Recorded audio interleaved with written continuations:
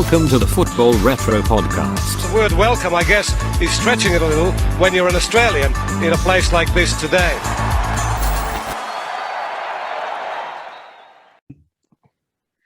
Hello and welcome to episode 47 of the Football Retro Podcast. I'm your host, Johnny, and another full team, full screen, full table, full everything.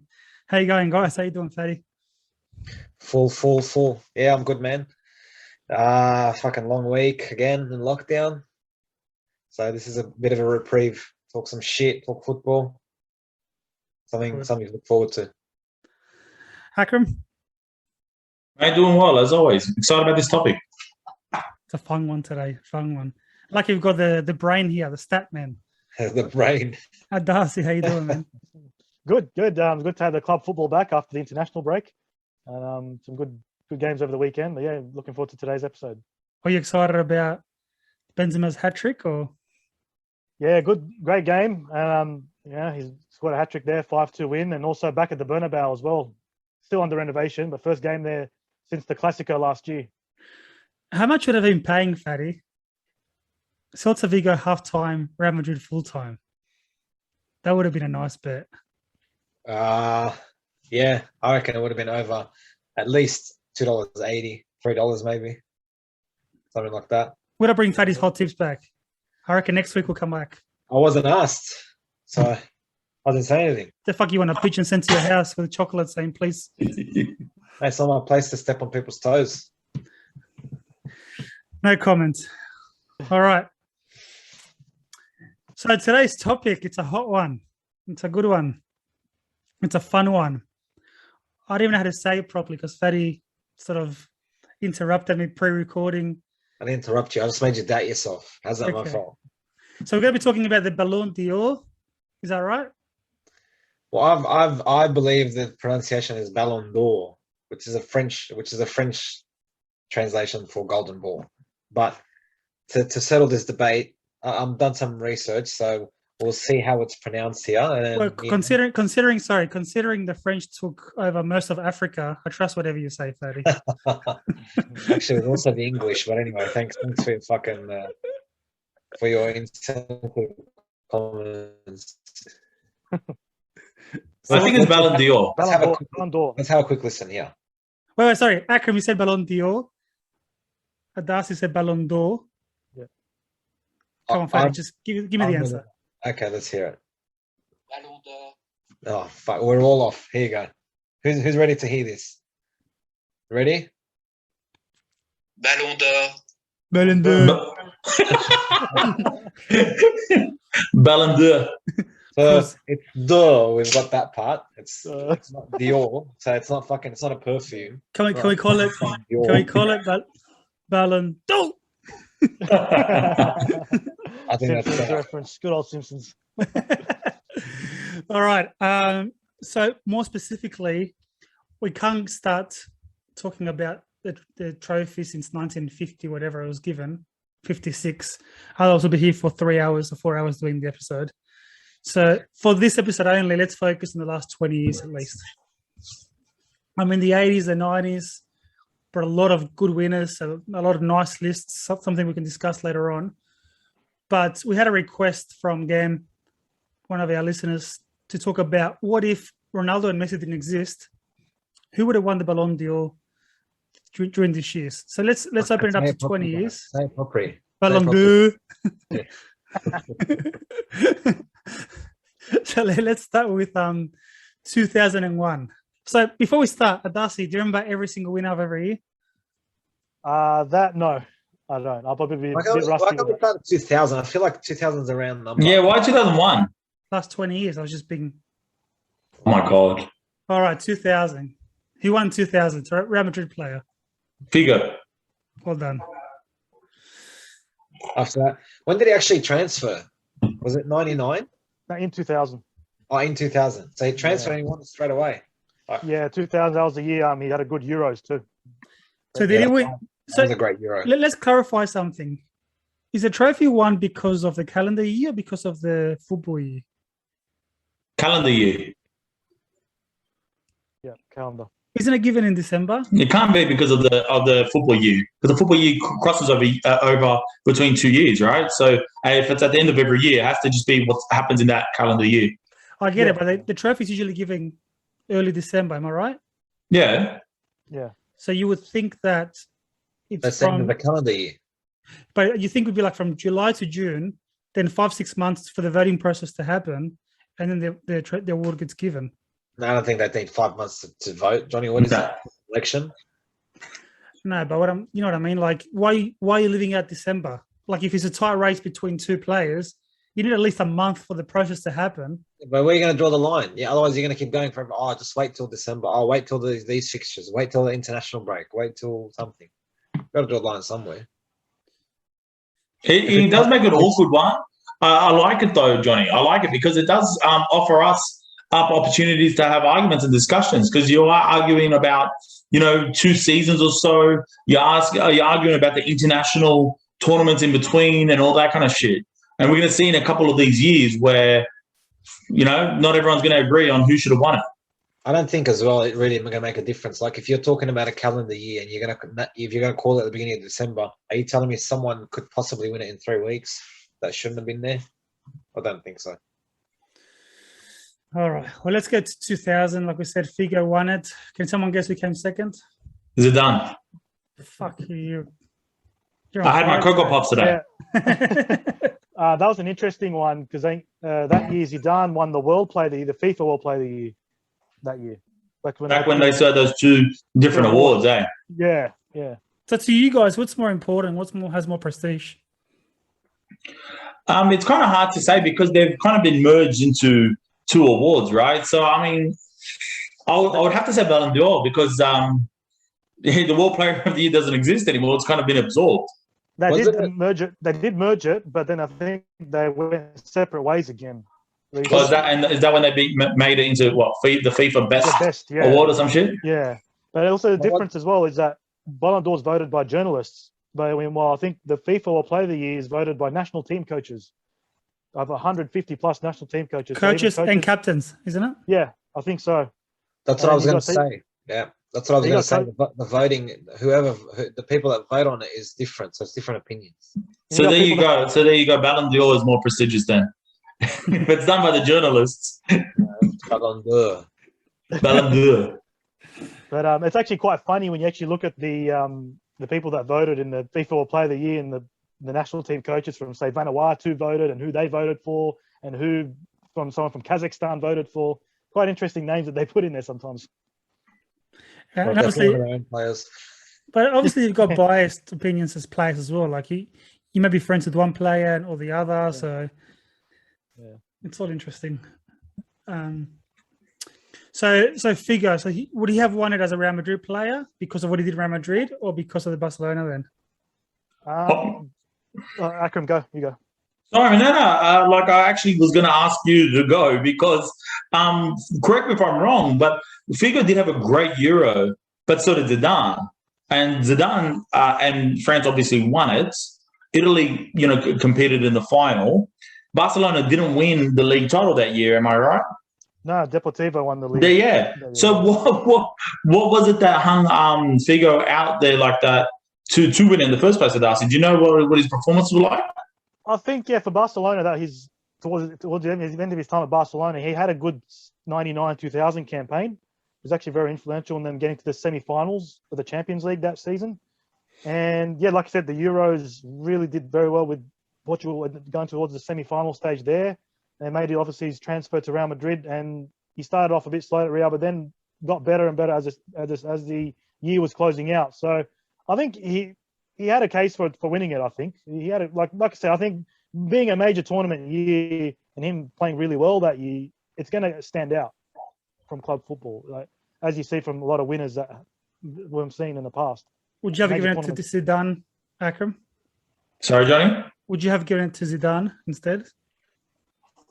To be honest, I probably would have. But it's hard because, I love both players, so I'm kind of like biased towards both of them. I think, though, like in the next 20 years that we're looking at, especially as we get in the last decade or so, I'm someone that really doesn't like when players win it and yet their team hasn't really won anything on the field.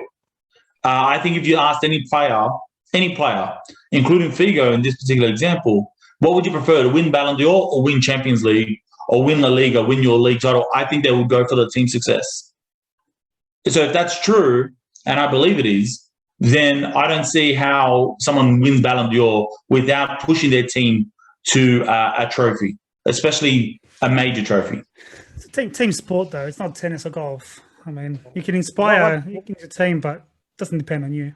One thing about Zidane that year, I think maybe which didn't help his chances for winning the Ballon d'Or that year was, I think in the Champions League, the 2001 season, the group stage, he copped a 5-match ban for a headbutt. That's right. Yeah, that's one of his few. Top 5-game suspension, and so that probably hurt the narrative, Darcy? Yeah, definitely. Fucking hell, how many headbutts? Hot-headed Arab. Like 6 years later. That's the same thing. Crazy. Zidane headbutts, Suarez bites. Yeah. Do you know who came third that year in the Ballon d'Or? Shevchenko. Fucking Cocoa Pops man today. He's done his homework. He did his study today. 100%, 5 minutes before. Good to see someone's prepared. All right, 2001. It's an interesting one. Yeah, it was. That was a funny year. I remember this one very well because I was like, what the fuck? Like, yeah, 100%. Same. There's so many great players. You're talking about Zidane, Figo fighting it out for that.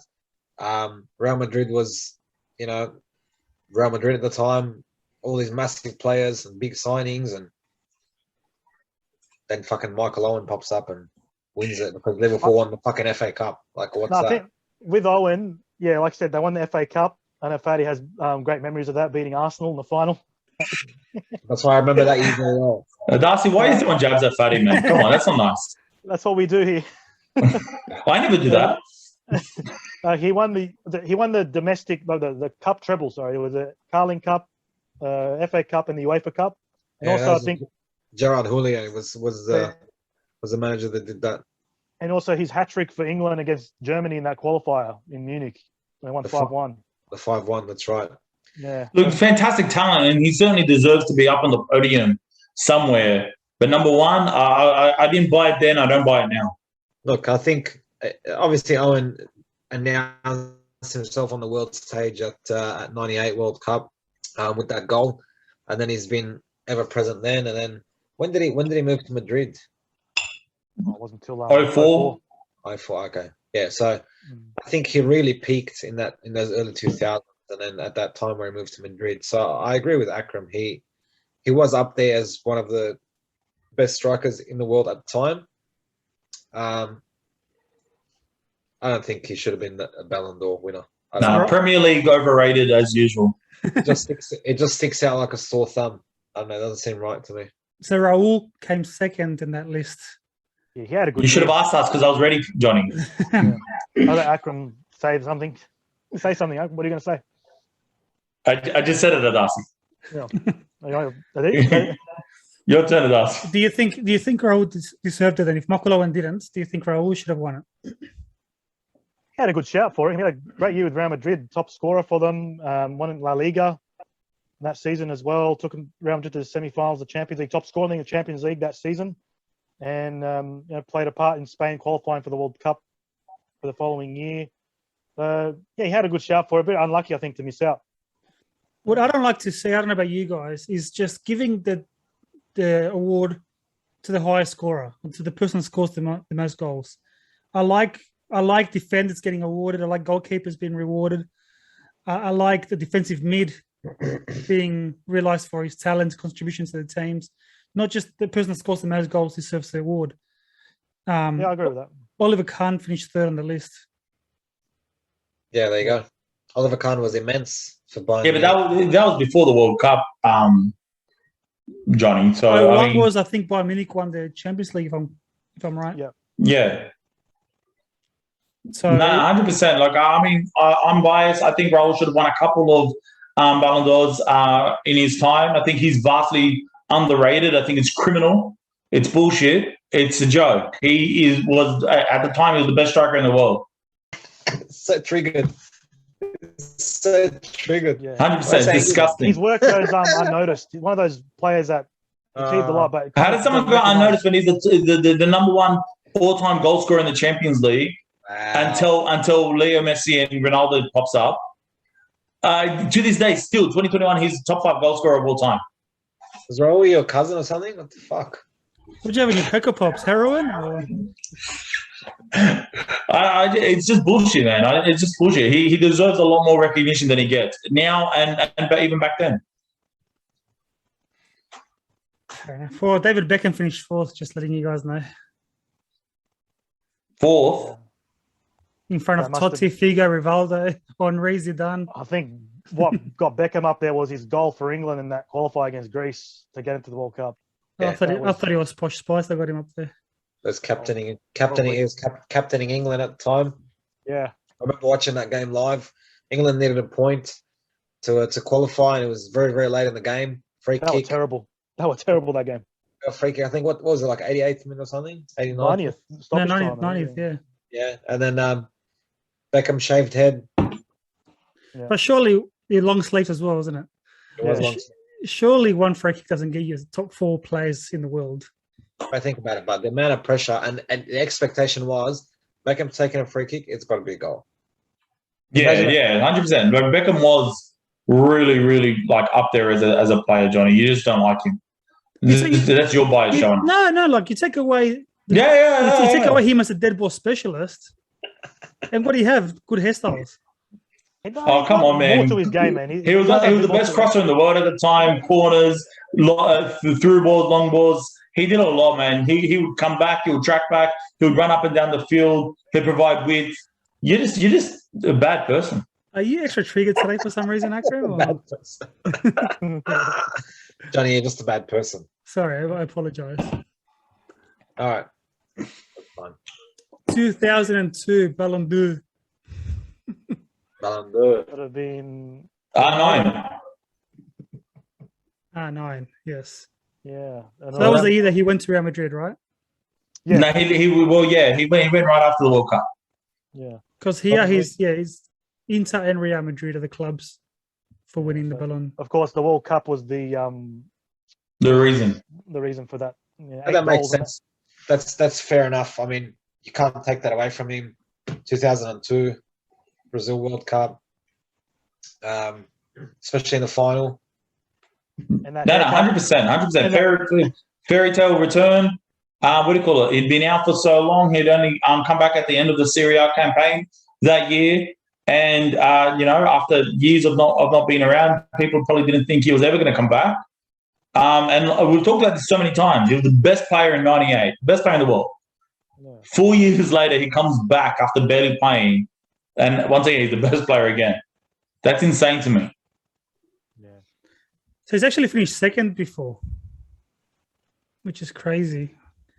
Let me just find this stat. Because he won the Ballon d'Or in 97. He won obviously in 02, but he finished 2nd in 96. How old was he in 96? Was he like 19 years old? 21. That's... I don't know. I'm just guessing. So he was 2nd in 96. He won that in 97. In 98, he was still in the top 3. He was 3rd. Yeah. Obviously, that's when he had the whole debacle with the World Cup final. Zidane won it in 98, as we said, and rightfully so. Captain, France winning their maiden World Cup at home. That's crazy. To still be there or thereabouts from 96 to 2002, that's Messi and Ronaldo shit. It's, Yeah, I know. And could you imagine if he didn't get injured? Honestly, if he didn't have his problems, I think he'd be the best player in the world of all time. We're talking about a 7-year span there, roughly, with the amount of injuries he had. 3 years not playing. Him still being in the top 3 in the world with those injuries. Like the Messi and Ronaldo era, they did it practically injury-free. And no major injuries for either of them, yeah. I don't recall any serious injuries they were out for a while. And the depth of quality you had back then as well was immense. Yeah, that's it. I was going to say the same thing, right? The competitiveness and the talent, like we talked about last week. Well, look at this list. Look at the top 8 of this list, for example. Who What came years second? is- 02. Yeah. You remember who came second, Akram? No. Roberto Carlos came second. Wow. Oliver Kahn third again. Oliver Kahn featuring twice in the top 3. Zidane in a row. fourth. Michael Ballack fifth. Then you got Thierry Henry, Raul, and Rivaldo to finish the top 8. Great quality you had there. The big, That's a big crazy names. team on its own. What a team that is. Yeah. Right, so Ronaldo, obviously, we all agree, deserved winner of the award. 03, who won it in 03? Nedved. Here we Yeah. go. This was a daylight robbery Ballon d'Or. I don't know if you call Ever. daylight robbery, man. I think Nedved had a great year that year, to be honest. And But why are you saying that, Fatty? I know why you're saying it. Yeah, but if you look at because obviously Thierry Henry finished second, but if you look at the stats of the two players at the time, Henry even had more assists. So I think he unjustly missed out. It wasn't about goals. Like, put aside goals, okay, that's fine. Nedved's not a striker, but assists, Henry was also ahead of Nedved. I think, look, not taking away from Henry's year, he had, I think for Nedved's case, winning Serie A with Juventus that season, and also taking Juve to the Champions League final that year, and being very influential in that run. But also, I still think to this day, like, we know we talked about AC Milan and that great team they had in 03. I still think if Nedved played that match in that final, he could have made that bit of a difference for Juve. And he was very influential. They missed him. They missed him in that final. 100%. He's the winner that I always go back to and say, see, you don't have to score heaps of goals or get heaps of assists to be the best player in the world and to be as influential. And he was. Das is absolutely right. He was clutch in big moments. He was creative. He had an effect on the team.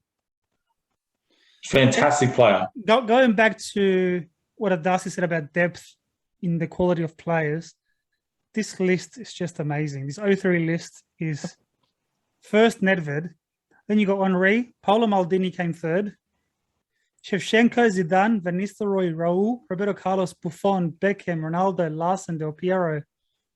Wow. Unbelievable, mate. Unbelievable. What a good time to watch football.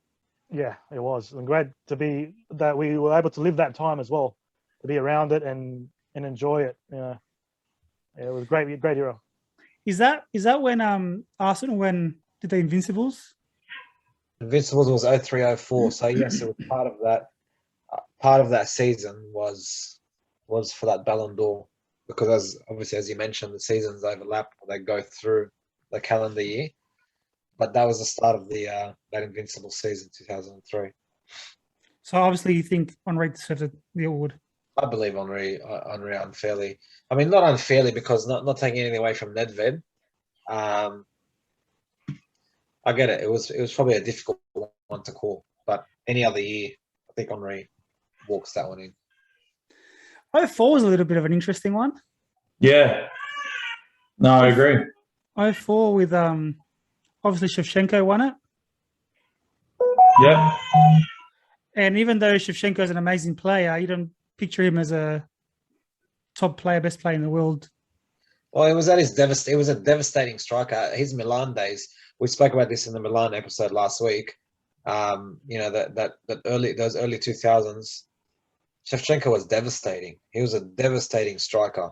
So at the time, he was one of those strikers that you'd always want in your team, always as a starter. I don't think it's unjustified for him to be up there. He won the Serie A that season with AC Milan.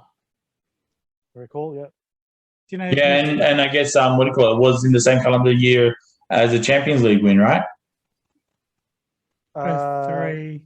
No, No, that was 02-03. yeah, that's right. Mm-hmm. So funny this. So you're saying that the Invincibles era finished in 04 and yet Henry didn't finish top 3. Wow. You got Deco and Ronaldinho running off the top 3. Yeah, Ronaldinho's first year, he just finished his first full season at Barcelona and very influential there to get them you know, they were in the shambles, Barcelona back then. You know, that season they won the UEFA Cup. He came through that season, and then they were struggling in the league, and then he just picked up his form. And then also they signed Edgar Davids on loan that season, and Barcelona went up to second that year. And then obviously Ronaldinho had a great individually as well. And Deco, winning the Champions League with Porto, that great Porto team that had Mourinho as coach, and played in took Portugal to the final for Euro 2004. So yeah, I think he had a good year, Deco. And then which earned him a move to Barcelona. And just to put a bit of anger into Fatty, a Greek player finished fifth because they won the Euro. Tell me who. Not Karisteas. Zagorakis. Ah. The captain. Bakaristeas did finish 11th ahead of Cristiano Ronaldo, Milan Baros, Zlatan, Eto'o, Kaká. Milan Baros. Fucking hell. Just for you, Fatty. We're going to get a couple of Greeks on the podcast. No, bro, please. Doing an 04 special and having you as well. I'll be away that. No. Fatty's got to be on it. Just surprise him one day. All right, 05. What a top three. Yeah. Unbelievable. 05. Ronaldinho. One of the most entertaining players of all time. Yes. Ronaldinho obviously winning it. An amazing year with Barcelona winning the Champions League. Can I just say, The year after. isn't it funny? That's right. Whenever it's a World Cup year, it's always a player who's performed in the World Cup that wins the Ballon d'Or. When it's not, then obviously it's relying on the club form. But then, so is it safe to say then that international tournament will always override any club form, or any club achievement? Well, that did until Messi and Ronaldo took over. But in saying That's that, right. no, you're right. You're right, Fatty, because if you go back to the 02 list, there are two Turkish players in the top 11. 9th and 11th are Turkish players because of how they performed in the World Cup. Yeah. So it says a lot about how much of an importance the World Cup has in this award, obviously. Yeah, but like Darcy said, it's more like the importance that the World Cup had, because in the last 10 years or so. We'll get to that. We're up to 05 now. Top three: Ronaldinho, Frank Lampard second, and Steve Gerrard third. Yeah, I don't know what Frank Lampard and Steven Gerrard are doing there. Okay. Who missed out? Henri fourth, Shevchenko fifth, Maldini, Adriano, Zlatan, Kaká. We're going to have Gerrard in there for what he did with Liverpool that year, the Miracle of Istanbul. Yep. Yeah, sorry. Continue. I was going to say as well, and Lampard as well. That first full season had with Mourinho, in Mourinho's first team. That was a great Chelsea team. And Lampard, all these signings came in, whether he was going to lose his spot, and all these signings and different direction. But he was a mainstay in that team, and he was very influential in them winning the league very convincingly that season. So I think he had a good year. Steve Gerrard, obviously, what he did with Liverpool, I agree. Lampard, I'm not sure. I think maybe Gerrard should have finished second, considering the Champions League. But Ronaldinho, undoubtedly. There's no question. Hands down, Ronaldinho. He was untouchable as a player at the time. Like Johnny said, entertaining. Perhaps the most entertaining player of all time.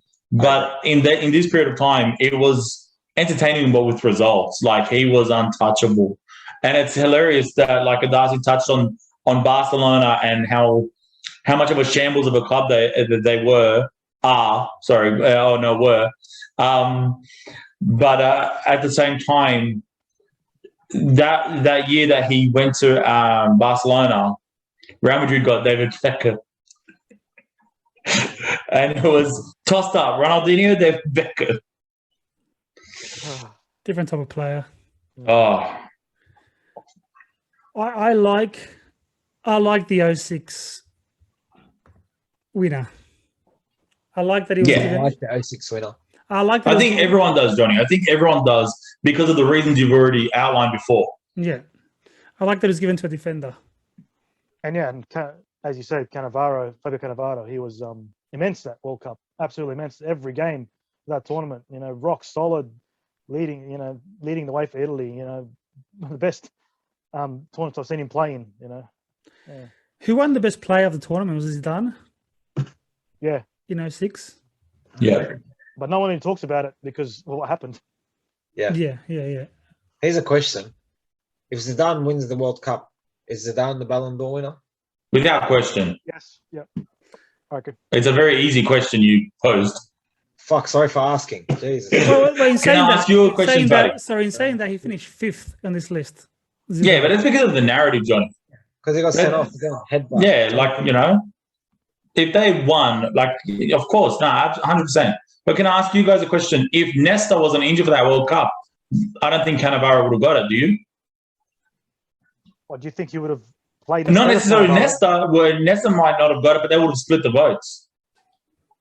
Who was the centre-back pair with Cannavaro in that World Cup? Materazzi. But Nesta was on the bench that World Cup. Oh, He why didn't they play put much. that? The fucking diving dog. Yeah, Nesta was on the bench that World Cup tournament. So it was Materazzi and Cannavaro, as you said. Yeah. Yeah, it's because he was injured. So when he got back, he wasn't able to play much. He wasn't at his best. The Yeah. point is that if he was there, I reckon it would have split the idea between Nesta and Cannavaro that, you know, I mean, they both did equal share, etc., like that. And I think either someone else in Italy would have won it, or perhaps they would have defaulted to, who came second and third, Johnny? Buffon came second. Yeah, see? Gigi Buffon, and third, again, missing out on Ray. For TT. That's really Henri's great period there, that 03 through to 06. Before Cristiano and Messi came along. I think he was unlucky not to pick one up in that 3-4 year span. But would you say that if France won the World Cup that season, also the same year, and if Arsenal won the Champions League, would Henri have won it? If Arsenal won the Champions League, yes. Yeah. He would have. And France won the World Cup, he would have definitely been up there. Would have had a shout. Would have been between him and Zidane. Yeah. I still think Zidane would have won it just because you couldn't design a retirement better than that. You couldn't picture the way Zidane played as good as he played in that World Cup. 100%, he would have won it. But Thierry Henry would have come second, and it would have been really, really hard for him to miss out because it would have just been so close. And it doesn't matter Champions League or what. That fairy tale ending, we all thought Zidane was going to take the whole way. We thought this was his tournament. He played amazing in that run-in. We've covered the 2006 final before. It would have been fantastic. So, I think Zidane easily would have won it anyway. Don't forget Zidane. Zidane got convinced to come out of retirement already because he retired. He retired from the national team and said, "That's it, I'm done." And France was a mess since they won '98, they won the Euro 2000, and then 2002 was an absolute disaster for them, going out in the group stages. So they were a mess. So they convinced Zidane to come back, and then he captained them all the way to the final. And then obviously what happened? Yeah. Yeah, I remember that. They convinced him, Thuram, and Makelele to come out and help them qualify for the World Cup. Yeah. Obviously, from a biased point of view, I'm looking at the Argentinian players. It's amazing that Riquelme didn't pick up any votes over Villarreal, and yet Messi picked up one vote as a fourth vote. Anyway, he finished 20th, Messi, and he was bloody 18 years old. Yeah, it's because he picked up some of that, the Barca overhype, which, we'll see comes into play later anyway. But like someone like the 06 World Cup for Argentina, they had an amazing squad on paper. And for Messi to be the only player in the top 25 is just a bit strange. All right. Once again, the top 10, amazing. Ronaldinho 4th, Zidane 5th, Eto'o, Miroslav Klose, Didier Drogba, Pirlo, and Jens Lehmann. 2 Arsenal players in top 10. Well done, Teddy. Lehmann was because of that Champions League run as well. But then he got himself sent off in the fucking final. Go figure. If only he didn't. He also had a good World Cup. Yeah. Penalty shootouts. Yeah, he dislodged Oliver Kahn as number 1. There was a lot of talk about who should be number 1 for Germany, and he got the nod. All right, host 7. Once again, I don't think there's much doubts on who should have won it, and I think it's a fair winner in Kaká. Yeah, I agree with that. He was Yeah, I mean, 100%. This is the last great year when it comes to the Ballon d'Or, where I rated it as an award that had some kind of validity. I think Kaká was fantastic for AC Milan. I think it was a fantastic year for AC Milan all around. So many of their players were at their best. They were coming for blood. They were coming for revenge against Liverpool and to correct those mistakes. We talked about that last week. I love Kaká as that number 10. He was such a fast player. He was a pacey player. He was a great goal scorer. And usually that number 10 wasn't, you're not always looking at them as one of your top scorers. You're looking at that guy to kind of spread the ball around, to provide some assists, to be a creator. But what I love about Kaká, he knew certainly how to score. The thing I loved about Kaká as well, not just that, but he used to run. That's not a traditional number 10. No. He ran plays, he took players on and left them for dead. Yeah, he was blistering fast. Yeah. At the moment that season, that year for Kaká was in, I think, the semi-finals of the Champions League against Manchester United at Old Trafford. And he left two of the Man United defenders crashed into each other. I think Heinze and Evra, or one of Johnny's relatives. Yeah, just see the two defenders crash into each other, and just Kaká goes through and finishes it. Funny you mentioned Heinze. A lot. When you think about it, a lot of Argentinians went through Manchester United. A lot. Yeah. Fair few, man. Romero. We went through this in the Man United episode 20. You had Heinze, you had Veron, Tevez, who Marcos Rojo, Romero, yeah, Di Di Maria. It's not that many. Fair few. Not that many. Just named 12. And this is where the 07's where the Ronaldo Messi era Duopoly begins. starts. So Ronaldo finished in second, and Messi, at that stage, he was 19/20 years old and he finished third, which is a big achievement once again. Yeah. Drogba finished in fourth. One Arsenal player in the top 10. Fatty. Do you know who? One Arsenal player in the top 10. What year? 2007. 07. Would have been Patrick. No, not Patrick. Fabregas. Would have been not Fabregas. Too young. Fabregas. Would have been Perez maybe. All right, you say Perez. Akram says Fabregas. So that's who do you say? I'm gonna say Perez left. Van Persie. Van Persie. The winner is Akram Fabregas. Yeah, Fabregas. Fuck, he was so very young at the time. Yeah. Yeah, so he was eighth on the list. That was his first full year after Vieira left for Juventus, and he took on that role. I remember Juventus came and played at Highbury. I thought Vieira left like 2005 or so.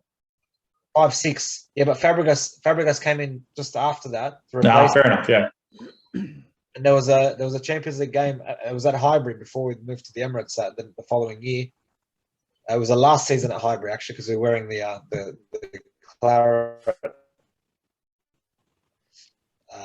colours to commemorate the end of Highbury, whatever it was. And Fabregas slide tackles a very Vieira-like tackle on Vieira to win the ball, and play it forward. Arsenal break and ended up scoring. I think we beat Juventus 2-0 or 2-1 at home that game, and that was a massive result, beating Juventus at home. I just got to ask you, Fatty, what colour jersey were they wearing? Claret. Oh, look at you with the colours. I would have just said red. With the O2 sponsor, is that right? It was claret, not red. Sorry, man. Sorry. Disrespectful. There was a reason for it to be claret, because it commemorates the last season at Highbury. Sure, man. Sure. Look at you. Interior designer here. Now go talk about Raul. All right, so 2008 comes. So what we want to do is look at this. Let's pretend Ronaldo and Messi don't exist. They don't. Well, obviously, you're going to say that who finished first, which was whoever it was, either of them. So I'll tell you who finishes first and second or third. You got to give us context, mate. We're not all Darcy here. But obviously, let's pretend they didn't exist. Who do you think should win the award for that year? So in 08, it was when United won the Champions League, the final against Chelsea when Terry slips over. Cristiano won the Ballon d'Or that year with Messi behind him in second. And then third was Torres at Liverpool. Yeah. Torres He had came fourth. 08 was when Spain won the Euro as well, though. That's right. But as you mentioned, Ronaldo winning Champions League and also Premier League with Man United that season, and he was really good that season. I think that was justified. Yeah. Ronaldo, there's no question I about think he it. deserved it that year. Domestically, he was on top of the world. Yeah. So there's really no argument that someone else should have won it. But for the argument of this game and this podcast, If he doesn't exist. It didn't exist. I think Fernando Torres would have won it then. Like, I mean, it's a simple answer, maybe the boring answer, but like you said, Spain on the Euro, and Fernando Torres was playing really well at the time. So was fourth and fifth, Johnny. So Spain took third, fourth, and fifth in Torres, Casillas, and Xavi. Yeah, look, I'd say some of the Spain players would have had a good shout for it. You know, that team was very good in that tournament. Xabi Alonso maybe as well. And he was part of that team and also still going well with Liverpool at the time. Xabi Alonso doesn't fit. It would have been nice for Casillas to have won it because at the time he was probably easily like the best goalkeeper in the world. He was in stunning form in this era. And that's that era, that 2008, 2012, Spain was really dominant. And it's ironic because no Spain player won Ballon d'Or. You know what? You say it's ironic. I say it's a travesty. It's bullshit. Raul wasn't playing. Relax. After that, when did he stop? When did Raul retire? No, he was still playing for a little bit after that. He got kicked out of his club where he did so much for. He got shown the back door. Then he went to Schalke. But that was in 2010. We're not there yet. Yeah, wait, Raul didn't make the squad for Spain. Luis Aragonés didn't think he was part of his plans at the time. More bullshit on this poor player. And Madrid unceremoniously kicked him out. Said, "Fuck off. We don't want you." Just like many of its legends. Yeah, we don't give a fuck for Raul. So you think Torres should have won the Ballon the other year? It would have been nice, like I say, maybe for Casillas to have won it. But I think it's hard to make the argument against Torres as well. I was never the biggest fan of Torres. I felt like at Liverpool he was a gun. Yeah, it's not that he wasn't a gun. Like, I mean, a lot of these players are top players, but I mean, I always found his playing style a little, a little simple. He was fast, he was quick, and he could finish. And there you go. To me, he didn't have a lot. What a way to describe a player. He was strong. He could finish. Oh, how simple! It's like me saying, the most inspiring player, the most inspiring choice. It's like me saying Cristiano. It's simple. No, I hear what you're saying. He runs. He scores a million goals a year. He's simple. I understand what you're saying, but for me, I was just like for me, nothing too inspiring. So even though he probably deserves to win it, I was never like a huge fan of his. Torres at Liverpool for me was, I enjoyed watching him. I enjoyed Torres at Liverpool. He used to leave defenders for dead. Absolutely, he used to embarrass them. Yeah. Let's jump to 09. So according to the points, Messi won it by a landslide. Cristiano second, and that's the year he went to Real Madrid. So them two don't exist. We got Xavi in third, Iniesta in fourth, Eto'o in fifth. Who do you think? Yeah, I mean, I think it's a boring answer again. I think it would have been Xavi or Iniesta. The two of them at this time were the best centre mids in the world. 1A and 1B, it would have been difficult to choose which two. To be honest, it probably was still Xavi. My choice is Xavi. I agree. I think the earlier years, so 8, 9, 10, would have been Xavi, and then after that, Iniesta. Iniesta dominated. Yeah, you could give it to any one of those two, I think. Yeah. As I said, that period there, that 3 years, there was a lot of Spain players dominated that. Spain and Barcelona, because Barcelona won the Champions League that year. Yeah, this was like the most brutal era possible if you're a Real Madrid fan. That's 6 trophies they won that year too. Yeah. They were untouchable. But this was a period where I felt like those two midfielders really made Messi better than what he appeared at that time. Like they supplied him with so much at the time. And I mean, like, don't get me wrong, it's still Messi, but far out. Xavi and Iniesta were untouchable. They were the best to watch. That was great to watch. The understanding they had. Yeah.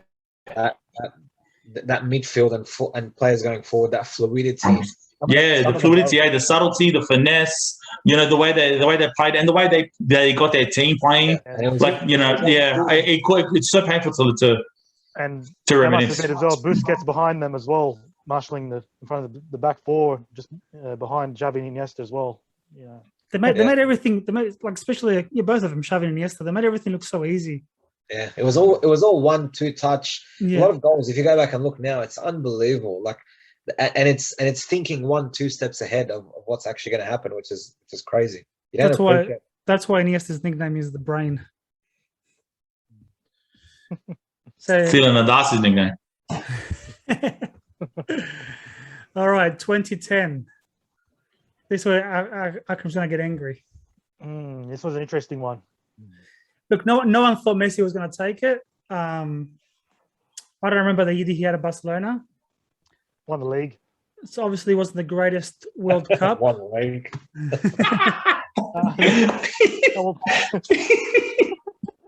He played fantastic. It was a great year for Messi, of course. But like Johnny, like you're about to say, it was bullshit. No, look, because we spoke about before how the World Cup had such a strong meaning for this award, influence for this award. And Messi didn't have the greatest World Cup tournament, but he must have had such a great impact in the domestic league for him to edge out the award over Iniesta, who came second, and Xavi, who came third. I would have said that year, I don't know, I would have given a mention to Wesley Sneijder. Winning the treble with came fourth, treble with Inter, part of that Mourinho side that worked so well together that season, winning the treble that year and taking Netherlands to the World Cup final as well. If Netherlands had won the final, maybe he would have had a stronger case. I don't know. It doesn't matter if Wesley Sneijder, Adasi, he won a treble and took his team to the final. He could have won 3 World Cups. No one was taking off Messi for that year for some reason. And this is where I start to get so disillusioned by these kind of awards, because don't get me wrong, he played great that year, but one trophy like La Liga, when you're Real Madrid or Barcelona, yes, it's a good achievement. You're one of the best players in the world. He probably was the best player in the league that year. But come on, man, far out. Sneijder, they win a treble. He takes his team to the final. No, don't worry about it. In saying that, you keep focusing so much on team performance and trophies won by teams. But that's where I come from when it comes to it. But to me, it's not just that. There's more to it. Yes, it does influence massively. Obviously, if your team comes last, you're not going to win the award. But it's as a player, an individual award with the judging here, one penalty missed or one final missed doesn't mean that Sneijder won the final. I don't know. I can't imagine that there's so much influence over being the best player in the world or being fourth on the list just because you miss out on penalties or 4 minutes to go and a goal. I guess so. But yeah, well, all right. So let me ask you. Let's take away World Cups. Let's take away any kind of tournaments. Let's stick to league competitions. So a player, not Messi because you can't be objective about it, but let's say any player scores 50 goals, right, in the league season. In 38 games, scored 50 goals. Unbelievable, right? Mm-hmm. But the team comes 5th. Ballon D'Or? Well, it depends, more context, because we said it's not about how many goals he scores. If he has an outstanding season, then yes. You look at some of these names. Forlan is 5th on the list. He was at Atletico Madrid, but he won. I think he won the best player of the World Cup as well. Yes, his team didn't make the final. They lost in the semi-finals. So it's not about Euro weren't even close to winning the tournament because they finished 3rd or 4th. But he's 5th on the list. So it's not just about the team. He's 5th on the list. He's not number 1. So my argument is number 1 really. So a player who doesn't take a team, you feel the best player in the team, doesn't take them all the way to the finish line in anything besides the one competition where you're heavily favored to win every year. You know what I mean? If like, don't get me wrong, if it was the Premier League or Serie A back in the 90s, different story. But the context of that league specifically, and I mean, I love La Liga. You know, you guys know that. But specifically, the context of that league, I don't rate Messi or Ronaldo when he played for Real Madrid winning the Ballon d'Or when all they've done for their team is take them to one league trophy in a league that you're always going to be first or second. That's me. Fair enough. Not always, but the majority of the time, yes, you're right. It's a duopoly in terms of the league, so I understand why you said disillusioned, that it makes sense. I would have personally tipped Iniesta, that 2010. He was unbelievable. He was unbelievable in the World Cup. 100%. Unlucky. I think he was. I think. And in this particular context, guys, like they just won Euro in 2008. You now win a World Cup. It's the country's first World Cup. At what point is the achievement itself so unique, so special? And then later we see, in a couple of years later, they do something even more amazing, even more unique, and it's still not recognized. For no Spain player to win in that era, as I was saying, is criminal. It's crazy. You know what? And I mean, obviously, I knew that fact because, like, we all know, like, it's that Messi Ronaldo duopoly, Fatty. But when you phrased it that like that no Spanish player won the Ballon d'Or between 2008 and 2012, the way you put it like that, I was like, wow, it's ridiculous. It makes me even more cranky. So thank you. At the same time, you're talking about two players who are beyond I don't give a fuck. anything imaginable. No, blah, blah, blah. Donnie, look, I agree. And you know my position on this. As I said before, I don't think we'll ever see two players like that in the same era again. We were very lucky to witness that. I don't think it'll be witnessed again for a very, very long time. It's got to be something special to happen. But at the same time, there's a lot of great players, and we're talking about that, you know, there's mid 2000s, 2010s period where a lot of players missed out and are not going to get the recognition they deserve. We speak of them as amazing players, but there's nothing to their name. Iniesta to have never won a Ballon d'Or is crazy for me. Crazy. I agree, but once again, it's Messi, it's Cristiano. Like, they don't agree. You're saying I agree, but I don't know, their numbers are so. I think what you're saying is their numbers are so extraordinary. But see, this is my argument: is that how important are the numbers when you didn't take your team to any other competition? It's great to score 5 goals against Valladolid, but guess what? I know, but does it have to be a balance then? You got to find a balance. Okay, you got. You do have to find a balance, but these guys won. Snyder won a treble and the World Cup as the best player in those teams. Well, yeah, so where's the balance? Where's the balance, Darcy? That's why I felt he was unlucky. He's on fire tonight. You're giving so much emphasis on team trophies have won. Where here, I know, I do. Here we are judging the individual players. Like, it feels like you only look at what did the team win. To me, it's more than that. You're judging individual players, and if that year Messi, like for example, 2011, once again, Barca won the Champions League. Messi was a standout in the final. Messi won by a landslide. As well that year, yeah. Cristiano came second, right? Yeah. What did Real Madrid win in 2011? Copa del Rey. So Xavi came third. Okay, and I mean, I'm not going to back Cristiano for coming second just because he played for Real Madrid. The whole thing is a farce. I mean, look, that's my opinion. That's the way I look at it. Cristiano Ronaldo might have an outstanding season individually, more than Suarez and Rooney and whoever else is on the list. Okay, but like I said, if you ask Cristiano, what would you prefer, the Ballon d'Or, or would you prefer to beat up Messi and Barcelona in the European Cup final? They're going to say the European Cup final. But that argument's null in this discussion. I think Ronaldo would have preferred the Ballon d'Or, to be honest. He does love that individual. Yeah, fair enough, mate. Fair enough. Wrong example. Wrong example, like. So Messi, Cristiano go away. Once again, Xavi, Iniesta, third and fourth in this case, with Wayne Rooney finishing fifth. Is that 2011? 2011. Yeah. Rooney, yeah, that's right. They won the Premier League that season, Man United. Yeah, so under Sir Alex again. Johnny, I want to preface the argument that we've been having, right, with the fact that at this point of time, it makes it very difficult to argue my point, because you're right. Messi and Ronaldo at this time were not human. But my argument becomes a lot stronger as the years go by. Okay, let's go to 2012.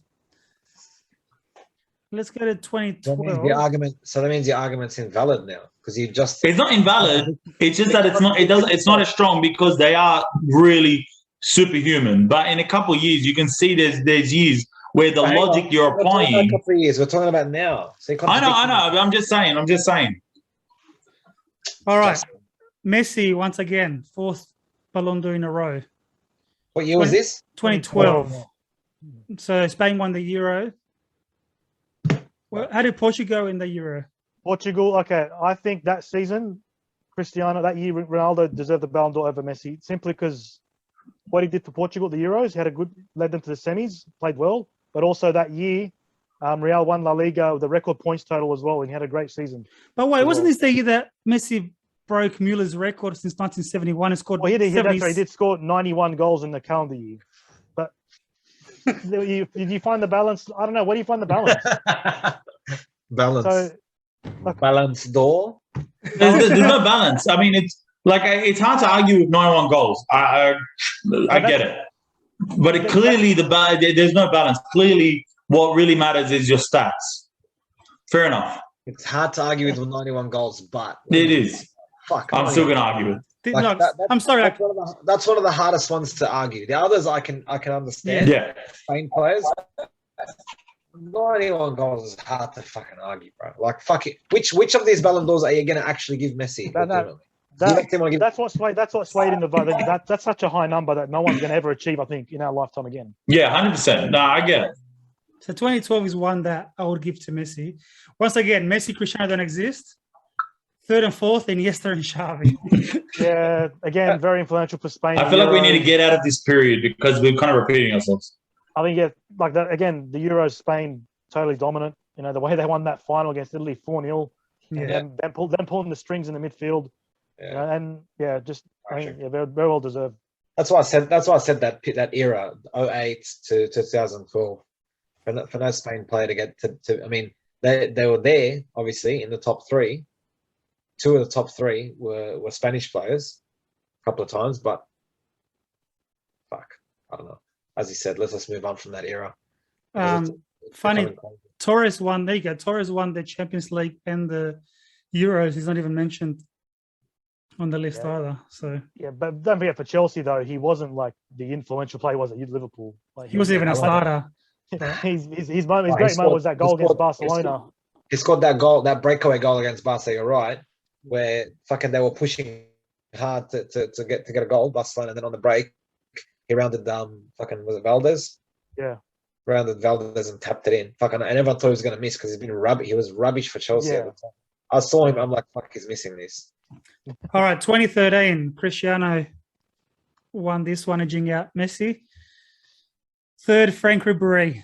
Yeah, Ribéry, similar case to Wesley Sneijder, you know, winning the treble with Bayern Munich. You know, great. He was great in that Champions League season. Not just the fact that he won the treble, but watching him play that season, he was very influential. The way he helped the team. Doesn't matter, Darcy, but doesn't matter. And Ian Robben as well would have had a case too. He had a great season as well. Robben finished 8th. Ribéry speaks about this a lot. He's very bitter about it, and he mentions a lot of time that, you know, he feels that he deserved that Ballon d'Or for that year. It's very hard to argue, you know, what he did for Bayern Munich. That year was crazy. Think of it, Fady, think of it as marketing. Would you rather have Cristiano posing with a trophy or Ribéry's face next to the trophy? That's a head only a mother could love. That scar on his face. So we all agree that Ribéry would have won it if these two freaks didn't exist?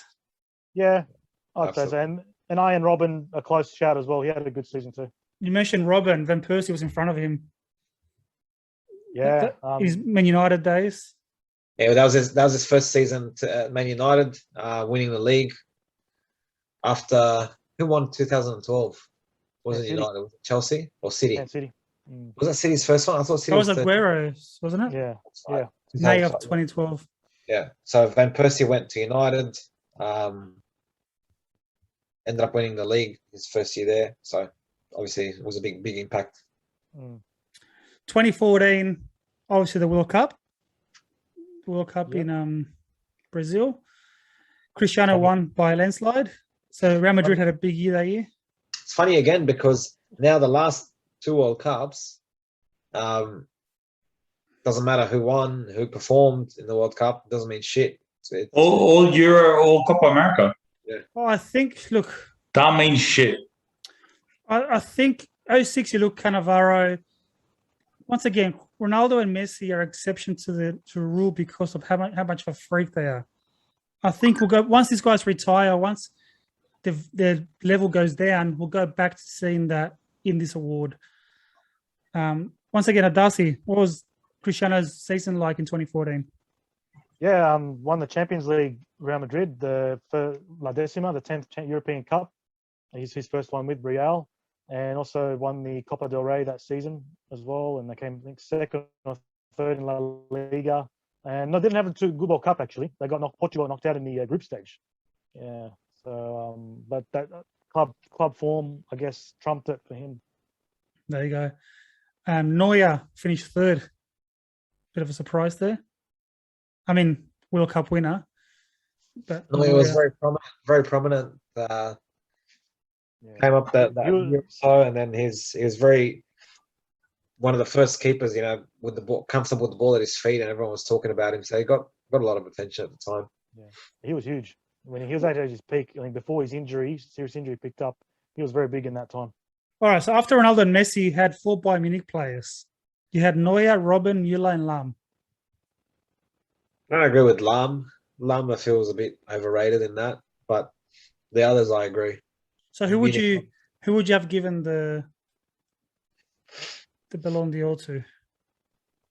Probably Neuer, maybe. I think he was very important for Germany. He's made some huge saves for them in that tournament, in that World Cup. Yeah, I would have gone for Neuer. Who was coach for Bayern at the time? Guardiola's first year. Yeah, so look, that's what I thought. So, and this is basically what the invention here of the sweeper keeper, right? Yeah. And so, I mean, like to go to like creating a new position for the one position that no one ever creates anything new for, and then to have the year he had, like, what a fantastic history-making year, really. Because now, every club, especially Guardiola's clubs, it's not about getting a good goalkeeper. They've got to be able to play with the ball at their feet. 2015, we'll go back to Messi winning by a landslide.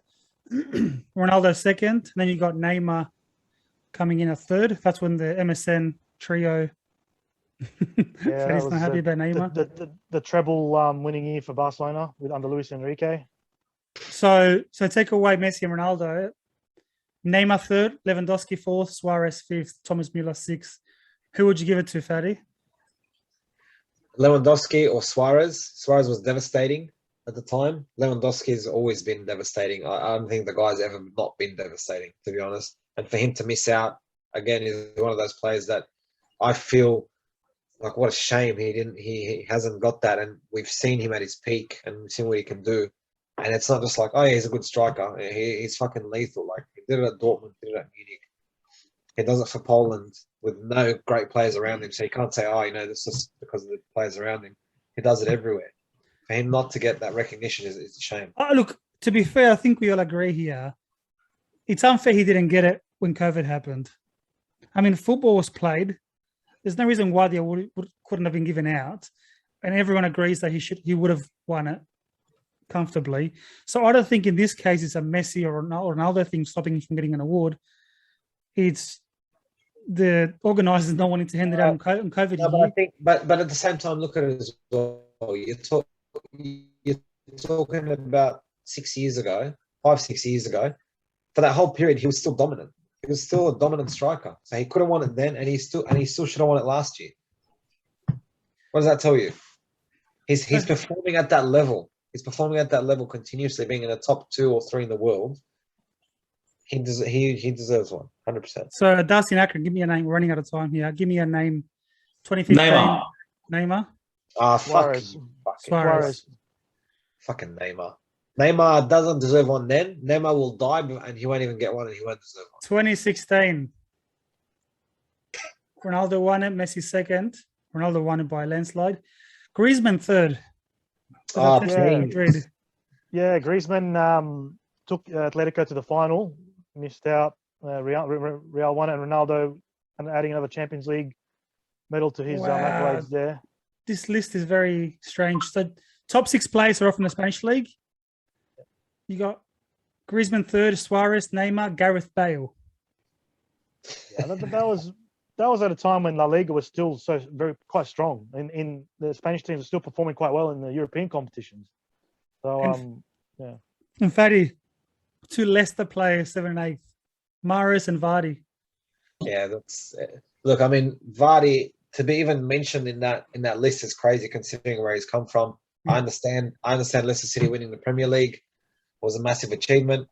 Mahrez a little bit overrated, as you can see now. You know, at City, not really doing what he should be doing. He's not even starting. I understand there's a lot of quality there, but I don't think so. So who do we give this award to?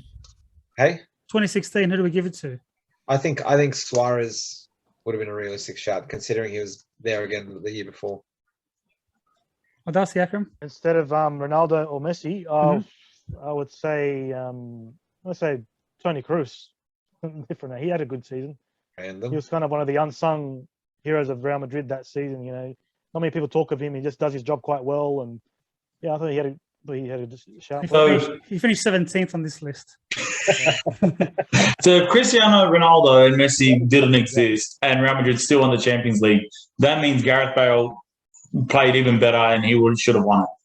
Oh, dust is burning. Oh, no, What do he you had a play good year better? too. No, don't Play deny better Bale. golf?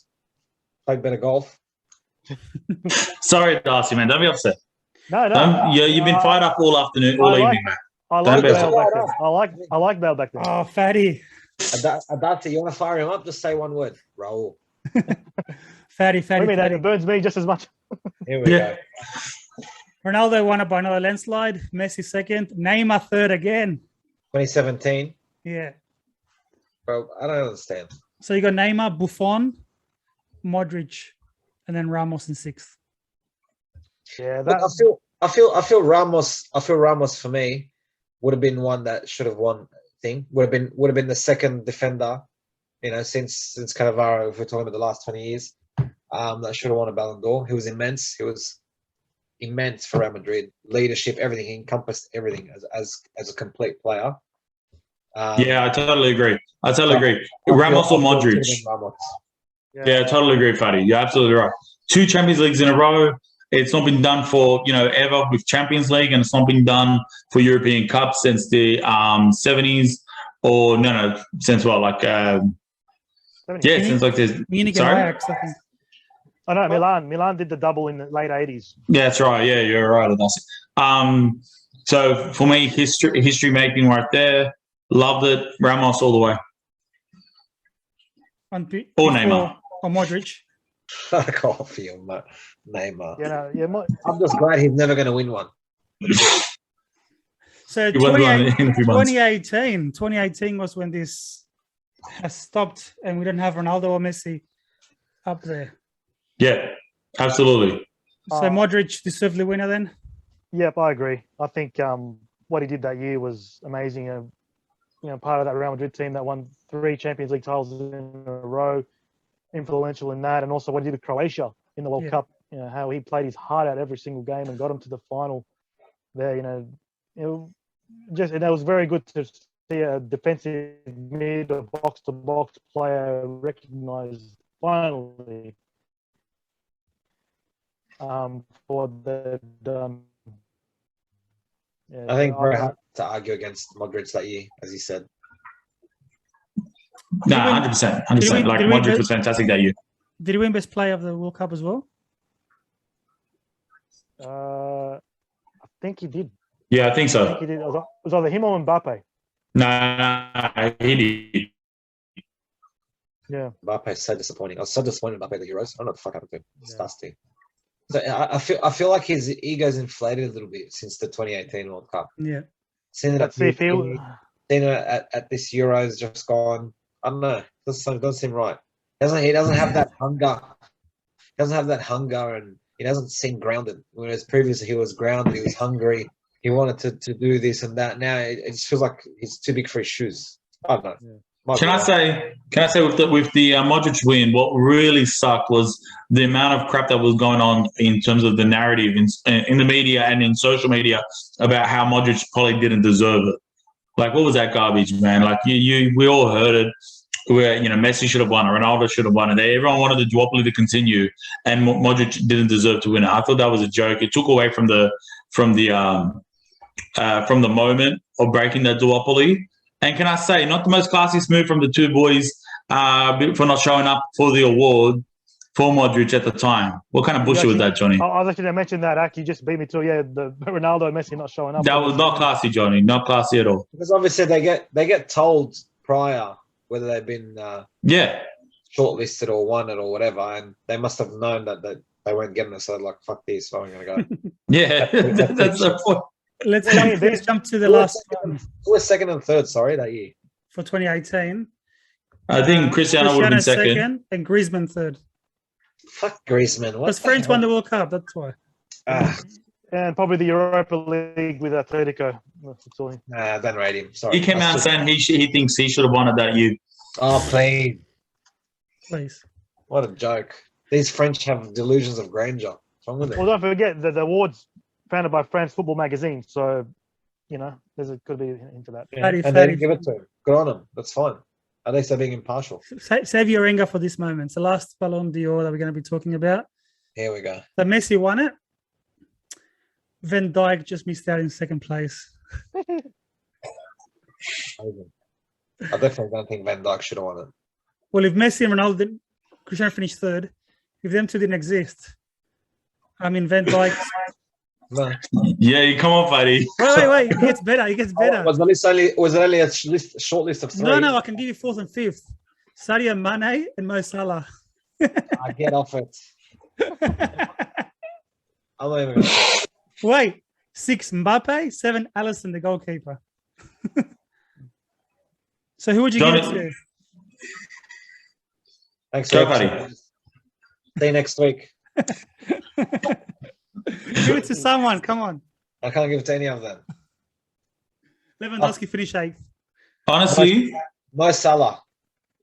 The first African since what's his name? George Weah. George Weah. Honestly, Johnny, I would have given it to Alisson. I was going to agree with you. Okay. Brazil won the Copa America. And he was fantastic. He was the goalkeeper of the tournament for Copa America. He was goalkeeper of the tournament for Champions League, and he was one of the best in the Premier League. I agree. I thought you're going to give him the award because of that porno he made with 2 girls. Apparently that wasn't him. Apparently it was a lookalike. Nah, it was, bro, please, Johnny. It was him, Johnny. I've seen it. So did I, but...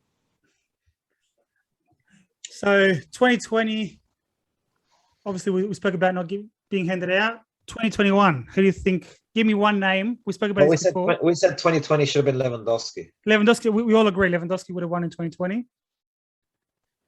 2021, give me a name. Yeah. So now we're forecasting who's going to win this year. Yes.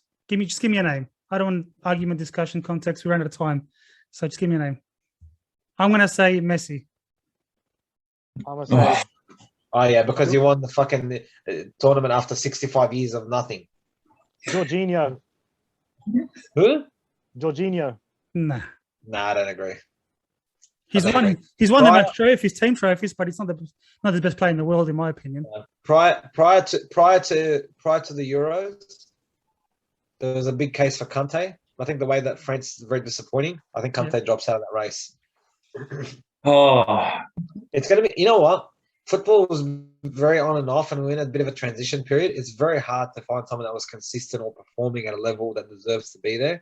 Unfortunately, I say unfortunately, not because I don't want him to, but the only player that stands out with an accolade would be Messi. So I think my brain says Messi, without a doubt. Hack, your last one. I don't know. That's gonna piss me off because to be honest, I'm leaning towards Messi. because of the milestone, because of how they got there. They got there on Messi's back. It wasn't just that he was, a great player within a great team. They never would have been anywhere around the final without him. But I totally see where that's coming from. I totally agree. Like, I would love to have given it to Jorginho. I hate the fact that you guys straight away dismiss it, because it's like you said, Johnny, you always wanted the defensive midfielder player to get the recognition. Jorginho was so crucial to Chelsea and to Italy. Without Jorginho there, they wouldn't have won the Euro. You got Kante there as well. I find Kante more important than Jorginho. Man, Kante barely played all season. He comes in at the end, which is fine, and he did really well for Champions League, and then he shit the bed in Euros. So, stop worrying about the Kante, man. Jorginho plays for Chelsea too. I don't think Kante shit the bed. I think Frank's team around him was fucked. But I'll say one thing. Jorginho doesn't deserve it because of the way he takes fucking penalties. There you go. And the way he's already said he deserves it. He deserves the award. So just because of that, I wouldn't give it to him. I agree. just Look, on that note, guys, we're out of time. So you want a fact? Ballon d'Or fact? Go for it. So there's only been 2 youth academies that have produced more than one Ballon d'Or winner. Ajax? No. Barcelona's one. Barcelona. No. What? Sporting Lisbon and River Plate. Which from River Plate? Alfredo Di Stefano and someone called Omar Sivori. Omar Sivori. Yeah. Yeah, he played for Juve, part of the great period in the 60s. Darcy Reed, man. Reed. Come on. And I did some research. Italian thing now, because now we look like idiots, because how can we not know some fucking Italian from the 30s? Argentinian. Whatever, bro. And Sporting Lisbon, the other team. Hugo and Cristiano. Good fact. Good fact, Darcy. Except for the fact that some Italian fucker was mentioned. It triggered this guy again. He's been triggered all day. All right, guys. Thanks for tonight. And see you guys next week. Thank you. Bye-bye.